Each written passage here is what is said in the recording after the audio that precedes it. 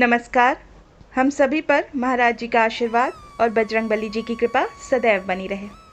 आज के इस अंक में हमारी चर्चा का विषय है कि आप बहुत पूजा पाठ करते हैं, मन लगा के करते हैं, श्रद्धा विश्वास पूर्वक करते हैं, उसके बावजूद भी आपके जो काम हैं वो बिगड़ते चले जा रहे हैं। कोई काम ही नहीं बन रहा, सब काम उल्टे हो रहे हैं। तो आखिर कारण क्या है इसका? ऐसा आपके साथ क्यों हो रहा है? तो आप निश्चित करके मान लीजिए घर में नकारात्मकता का बाहुल्य हो गया है। नकारात्मक विचार आपके अंदर प्रवेश कर चुके हैं जो आपको सही फैसला नहीं लेने दे रहे। तो आज के इस अंक में मैं आपको बताऊंगी इस नकारात्मकता को कैसे दूर करेंगे। बहुत छोटा सा प्रयोग है, बहुत ही सरल सा प्रयोग है।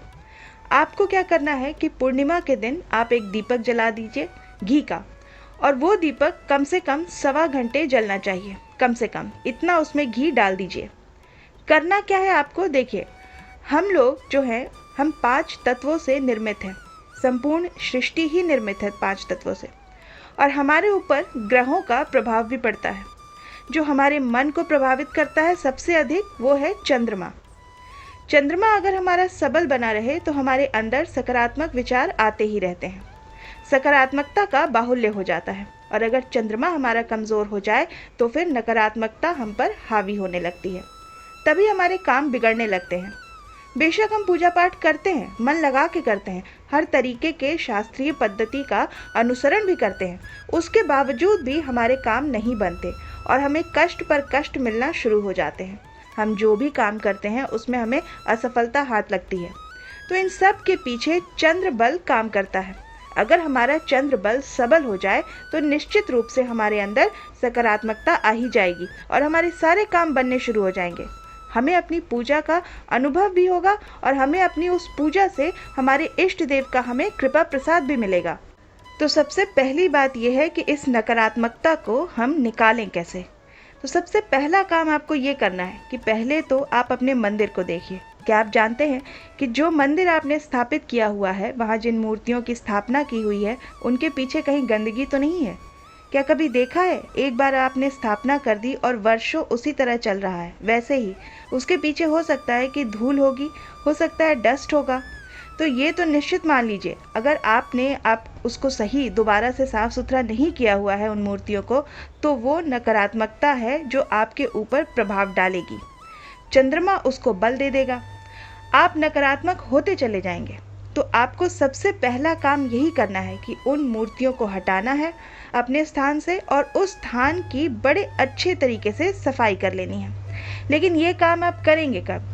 तो आपको ये काम पूर्णिमा वाले दिन करना है। एक नियम बना लीजिए, आप हर पूर्णमासी को आपको ये काम करना है। तो पहले सफाई कर लीजिए अच्छे से, उसके बाद गंगा जल से उस स्थान को पवित्र बना लीजिए। अब मूर्तियां रह गई तो उन्हें भी अच्छे कपड़े से साफ करिए, चित्र है तो चित्र को साफ करिए, और मूर्ति है तो मूर्ति को साफ कर लीजिए। उस पर भी गंगा जल के छींटे मार दीजिए। गंगा जल को ये वरदान है भगवान शिव ने दिया हुआ है कि कैसी भी नकारात्मकता होगी वो समाप्त हो जाएगी, इसलिए गंगा जी को तरन तारणी भी कहा गया है। तो आप गंगा जल से छींटे मार दीजिए, फिर आप उन मूर्तियों को पुनः स्थापित कर दीजिए। जैसे जाले वाले होते हैं मूर्तियों के पीछे अक्सर हो जाते हैं, हम नहीं देख पाते हैं, जाला भी होता है, छिपकलियां भी आ जाती हैं, वहां पर इधर उधर घूमती रहती हैं। तो ये चीजें आपके मंदिर स्थान में नहीं होनी चाहिए। तो अगर आप महीने में एक बार पूर्णिमा के दिन आप ये काम कर लेते हैं तो बहुत जल्दी आपको सफलता मिलेगी। अब आप प्रश्न ये कर सकते हैं कि ये तो काम कभी भी हो सकता है, फिर आप पूर्णमासी के लिए ही क्यों बोल रहे हैं? तो हाँ, उसका भी एक कारण है। उसका कारण ये है कि चंद्रमा हमारे मन का कारक है और हमारे मन में जो परिवर्तन आते हैं वो चंद्रमा से ही आते हैं। चंद्रमा कमज़ोर होता है हमारे अंदर तो नकारात्मक विचार आने लगते हैं, और इतने नकारात्मक विचार कभी कभी भर जाते हैं कि आप देखेंगे कि अमावस्या और चंद्रमा यानी पूर्णिमा को ही लोग अक्सर डिप्रेशन में जाकर गलत निर्णय ले लेते हैं। ये बताने वाली बात नहीं है, सभी जानते हैं, क्योंकि कोई भी व्यक्ति यदि अपने मानसिक संतुलन में नहीं है तो वो कोई भी जो गलत स्टेप अगर लेता है तो वो पूर्णिमा और अमावस्या के आसपास ही ऐसा करता है, क्योंकि दोनों स्थितियों में उधर चंद्रमा बिल्कुल ही नहीं है अमावस्या के आसपास, और इधर अन्य दिनों में और पूर्णमासी को वो चंद्रमा पूरा होता है। तो पूर्णमासी वाले दिन जो चंद्र कलाएं होती हैं वो पूरी होती हैं और पूरी सकारात्मकता हमारे ऊपर बरसती है। एक्सेप्टर कैसा है, हमारा अंतःकरण उसको कैसे एक्सेप्ट कर पाता है कि नहीं कर पाता है, ये बात अलग है। तो चंद्रमा की पूर्ण कलाओं के होने पर अगर हम ये काम करते हैं तो निश्चित रूप से हमको सफलता प्राप्त होती है। कितनी भी नकारात्मकता भर गई हो, अगर आपने हर पूर्णमासी को ये काम इतना कर लिया तो आप निश्चित करके मानिए कि नकारात्मकता निकल जाएगी घर से। इतना आपने कर लिया तो अब आपको जो मैं प्रयोग बता रही हूँ उसको आप ध्यान से सुनिए। अब आपको क्या करना है कि एक मिट्टी का दीपक लेना है और उसमें खड़ी बत्ती डालनी है और उसमें इतना घी भर दीजिए कि वो कम से कम 1.25 घंटे चले। जब आप दीपक प्रज्वलित कर लें उन्हीं मूर्तियों के आगे, जब आपने सेट कर लिया है दोबारा से उन मूर्तियों को, तो उनके आगे रख करके वो दीपक आप प्रज्वलित कर दीजिए। अब वो दीपक प्रज्वलित होने के बाद अपने आसन पर बैठ जाइए, पूर्व दिशा की तरफ मुख कर लीजिए और एक मंत्र है चंद्रमा का, जिससे हमें चंद्रमा से अधिक सकारात्मकता मिलेगी, चंद्रमा का बल मजबूत होगा, चंद्र दोष हमको नहीं लगेगा। तो पूर्णिमा वाले दिन आपको ये करना है कि वो मंत्र जो है चंद्रमा का, वो मैं आपको बताती हूँ। वो मंत्र है ओम श्री चंद्रमसे नमः, ओम श्री चंद्रमसे नमः, ओम श्री चंद्रमसे नमः। इस मंत्र का 21 बार आप जाप कर लीजिए।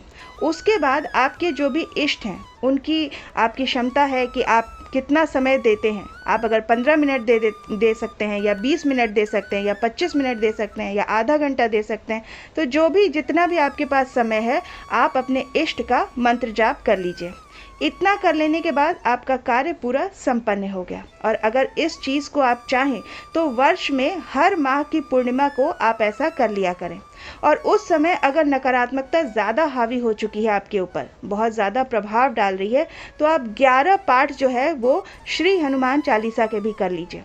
और हनुमान चालीसा का पाठ करने से पहले श्री राम जी का 5 मिनट जप कर लीजिए। श्री राम जय जय राम, या जो भी राम रामाय नमः, जो भी आपको अच्छा लगता हो भगवान श्री राम का, वो जप आप कर लीजिए। इसी तरीके से जब आप पाठ समाप्त हो जाए आपका, तो श्री राम जी की स्तुति कर लीजिए, उसके बाद आरती कर लीजिए। इतना सा काम करने के बाद, अच्छा, ये जो 11 पाठ होंगे तो 11 पाठ आप लगातार कर लीजिए। उसके बाद जो अंतिम 11वां पाठ होगा उसके बाद आरती वगैरह होगी, तो उससे पहले भगवान श्री राम की स्तुति कर लीजिए और उसके बाद हनुमान जी की आरती कर लीजिए। इससे आपको इतना लाभ मिलेगा कि आज से ही आपको नकारात्मकता दिखाई नहीं पड़ेगी, फटकेगी भी नहीं आपके आसपास, और आपका जो पूजा पाठ है वो आपको पूरा फल देने लगेगा। सिंपल सा प्रयोग है ये, और गंगा जल तो हर जगह मिल जाता है। व्यवस्था बना लीजिए और इसको करिए। आपके दिल में आता है, आपकी बुद्धि में आता है, आपके अंतःकरण में आता है कि यह प्रयोग हमें करना चाहिए, तो आप ज़रूर करिए और उसके बाद इसके परिणाम देखिए। अगर आप वर्ष भर हर महीने ये काम करते रहते हैं तो पूजा स्थल की आपकी सफाई भी होती रहती है और उन मूर्तियों में चैतन्यता भी बनी रहती है। तो आपको आज की ये जानकारी कैसी लगी? मैं आशा करती हूँ कि ये अंक आपको पसंद आया होगा। हम इस अंक को यहीं विराम देते हैं। मिलते हैं आपसे अगले अंक में। तब तक के लिए जय श्री राम, जय बाबा की।